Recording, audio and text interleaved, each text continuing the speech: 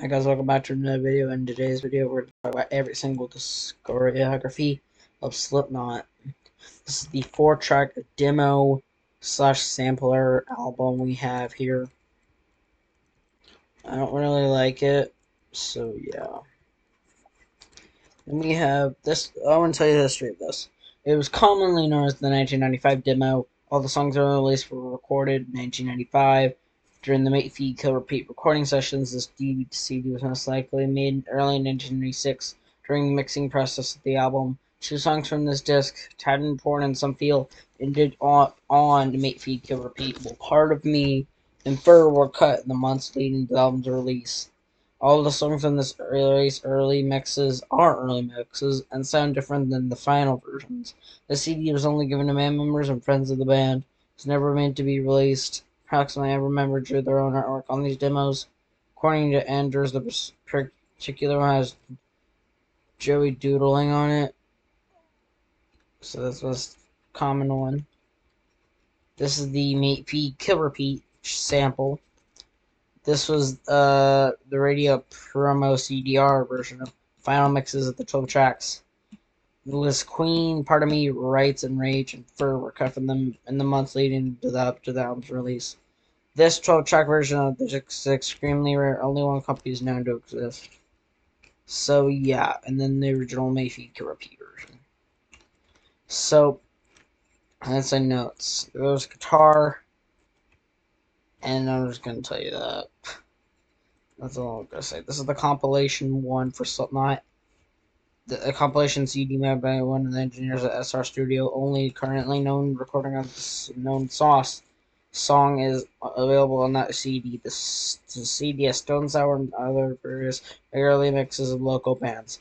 There's the compilation 2. The CD was opened up on eBay auction, along with the unreleased promo picture taken around at the time. This CD had 2 songs from other bands, and Nick Teen from Nick Teen 2. This is excerpts in the current project, that first ever. I think this is the last one. Here we go. The rip of this cassette was leaked online, and it shows along with the scene delete. Here is the so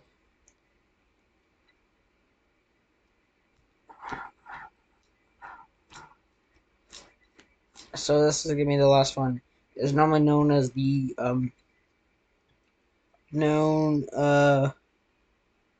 as the infamous scratch second album. Prosthetics was known as Prostheus on the disc, but this was later declared to be a typo by Andrews, regarding confirmed by Clown on October 31st, 2022. Often referred to as the Golden Disc or Crows as fans. This is the first ever version of Corey Taylor's recordings on the cassette compilation. It featured Corey Taylor's own vocals, and I'm very happy they finally had one.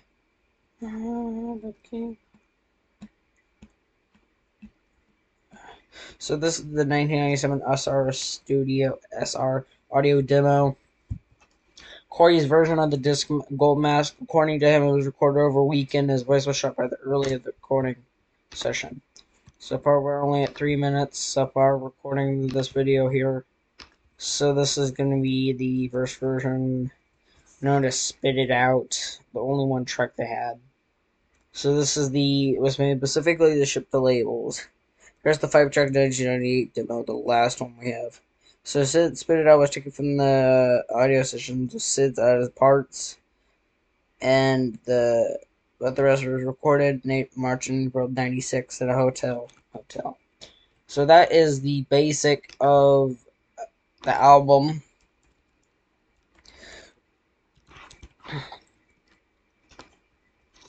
So we're not even going to go to the master, we're just going to the website. Here is the first ever self-titled album.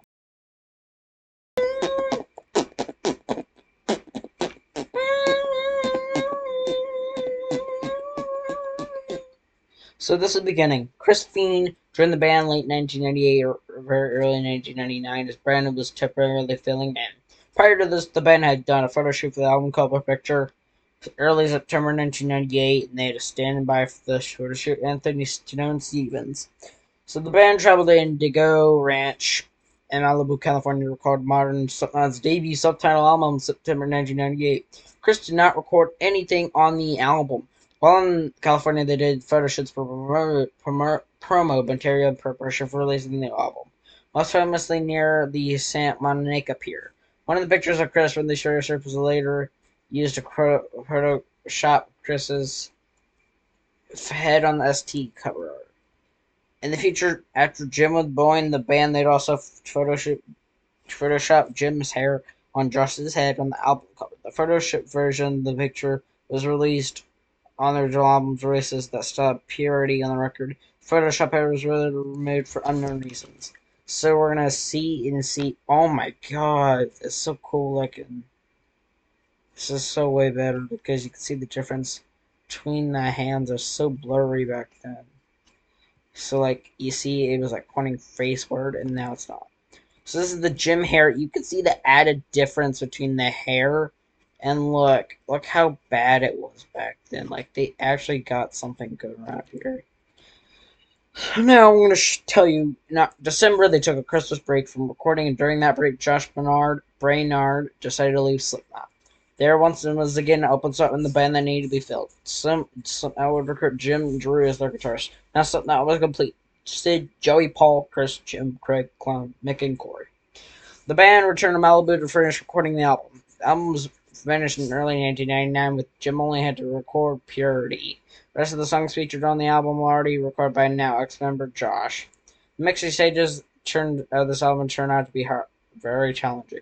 This is because Joey and their producer Ross Robinson mastered the entire album with analog equipment instead of the more common method of using digital formats.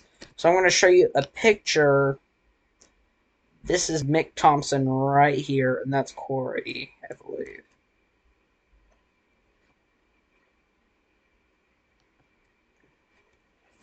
So, like previously mentioned, the band had photo shoots while in California, and that time they had all new members with them. These photo shoots were to take photos with the album booklet, promotional material, and etc.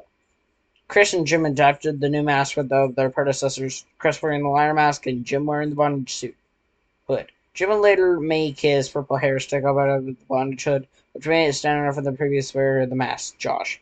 Ben later took advantage of this by photoshopping Jim's purple hair on Josh, who pictured on the album cover.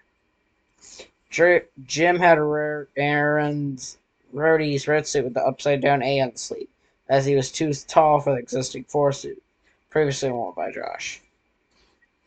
And the fighters for the same photo shoot, Chris wore the Ford jumpsuit, number 4 jumpsuit. The reason that this has not been confirmed might have been the same sizing issue with the old 3 logo. Maybe it was not available for photo shoots. So, yeah. So the first shows ever with Chris and Jim, after they finished the album, they wanted to play the First Avenue on May 3rd, 1999. This was Chris and Jim's first show live with Slipknot. The only show where Jim wore the bondage hood. Mick's new leather double mask got its live debut at this show. Chris wore his liner mask seen in the spitted out music video. The members wore black jumpsuits, so that'll be the feature for the upcoming Ozfest tour. They would later choose their jumpsuits quite regularly for different shows and continue to this day. More information can be found on the website section of it. So they filmed the Shining sequences with the spitted out music video at the same time. They were filmed between the Fifth Avenue and Harry Mary shows in May 1999. The sequences were shot in Villa Carrata in Hollywood, California. Before the upcoming Ozfest tour, Slipknot played one more show, what happens to be the Harry Marys. May 22nd, 1999. Jim's new Jester mask, which replaced the bondage hood, got his live debut at the show. Chris would also wear a new liner mask, which became his main mask during the Slipknot and Iowa eras. And so, Ozfest 1999 came about. Sorry, I was trying to sing music. Now it was time for Slipknot to head on the first tour as part of the lineup for Ozfest in 1999. At this point, Aaron stopped working for the band. Jim finally got a red new jumpsuit with his number 4 on the sleeve, although they had to use a different model jumpsuit. For some unknown reason, Corey wore the red 4 jumpsuit for his few shows. The band will also sport black jumpsuits in some shows. The Osprey tour started on May 27, 1999. The Atlanta show on May 29, 1929 was filmed in the later use of the Spit It Out music video live shots, together with the Shining and sequences that were shot earlier in May. Osprey had a huge impact on Slipknot's growth, furthering the band's success with their subtitled album that was released on June 29th, 1929. They played a 28 total shows for Osprey 1999, and finished the tour successfully on July 24th, 1999. And this was a big thing for me. Following the band's highly successful Ozfest tour, and I actually got to see Ozfest with Slipknot in 1999, since I'm 21 years old right now. So, yeah. So following the band's highly successful Ozfest tour, Slipknot decided to produce an video album called "Welcome to Our Neighborhood" with Dooms Films production. The video was later released on VHS through Roadrunner Records. And guess what? There was a really cool thing that I saw. I was like, wow.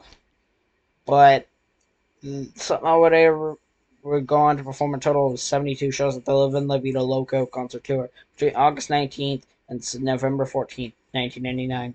It was organized by the band's record label Roadrunner Records. During August, according to their first term, is Dummy Mask, the Ghost Glow Mask, because Dummy Mask was starting to rot heavily. On November 9th, 1999, Slipknot released their first ever video album, Welcome to Our Neighborhood. The 28-film video style release is a compilation of life footage featuring surfacing, weight and blade, scissors interviews, concept imagery, and music videos fitted out. Look, first international bands tour was the World Domination Tour, which they were also headlining, would only start 2 weeks after the finish of the last tour. They started the tour on November 28, 1999, North America, and would continue in Europe, Japan, and Australia. They returned from the first leg of the tour on July 13th, 2000. After a 3-month break from touring, they continued a second leg, the World Domination Tour, to play shows in the USA between August 24th and November 1st, 2000. Slipknot played a total of 110 shows during the whole tour. Now we're going to talk about Dynamo, which was really cool. So there was in June 3rd, 2000, Slipknot performed the Farm's main stage will become known as their most known Slipknot shows. Dynamo 2000. That was pretty crazy back then. So Tattoo the Earth. The next big tour for the Slipknot would be the Tattoo the Earth tour. This tour made Clowns from New Mask famous and made it the nickname Tattoo TTE Clown. Slipknot co-headlined the tour with bands such as Slayer and Sevendust. The summer part of the tour came with its challenges as Slipknot, as the masked pair of suits got easily very high. So this is Jory Jordansen's quote. Everybody passes out 2 or 3 times per hour tour. Never happens till the end of the show. People are like, I don't know how you do it with those masks on, let alone one piece wool covers walls, 110-degree heat, but the music that drives us. We have built a tolerance for it. So Slipknot played a total of 21 shows during the Tattoo tour that lasted from July 14th to August 14th, 2000. Later, the compilation album Tattoo the Earth, The First Crusade was released and contains 2 songs the bands performed live on tour.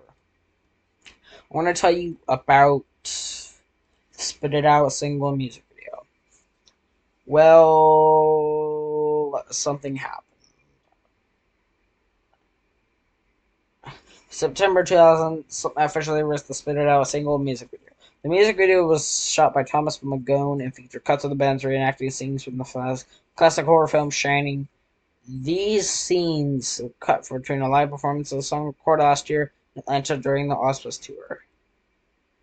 The music video was banned from MTV for the many violent scenes, including Corey smashing through a door with an axe, spoof of the Here's Johnny scene in The Shining, and the scene where Jim viciously assaults Corey with a bat. A re-edited, less violent version was aired later on MTV. So, Joey and Paul began working on new music together in October 2000 when they were called Jim to join them. So now we're going to talk about my favorite era, the basic you later on in life. This is the one part. Here we go. We're going to take part 1. This is part 1. Bye.